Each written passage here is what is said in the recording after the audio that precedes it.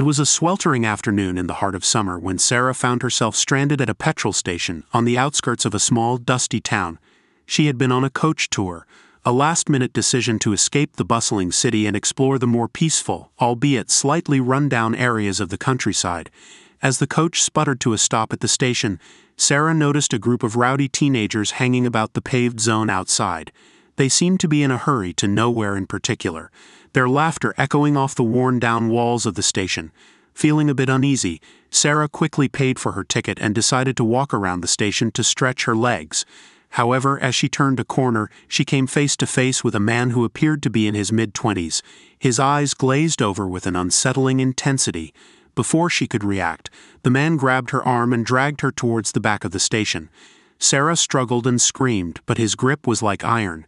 In a panic, she realized she was about to be raped in this desolate place with no one around to hear her cries. Just as all hope seemed lost, a taxi pulled into the station, its tires screeching against the hot asphalt of the parking lot. The driver, a burly man with a gruff voice, leapt out of the car and rushed to Sarah's aid. With a swift and powerful kick, he smashed up the assailant, freeing Sarah from his grasp. Shaken and trembling, Sarah thanked the taxi driver profusely, her heart pounding with gratitude. He offered to take her to the nearest fire station where she could find help and safety. As they drove through the town, Sarah couldn't help but notice its populous streets and bustling markets, a stark contrast to the desolation of the petrol station. Finally, they arrived at a hotel that also served as a guest house for weary travelers. The taxi driver escorted her inside, making sure she was safe and sound before bidding her farewell with a kind smile. Alone in her room, Sarah couldn't shake off the terrifying ordeal she had just experienced.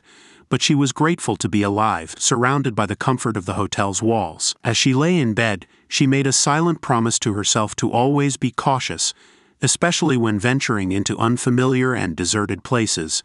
And so, in the quiet of the night, Sarah drifted off to sleep, the echoes of the petrol station fading into the distance as she embraced the safety of her temporary refuge.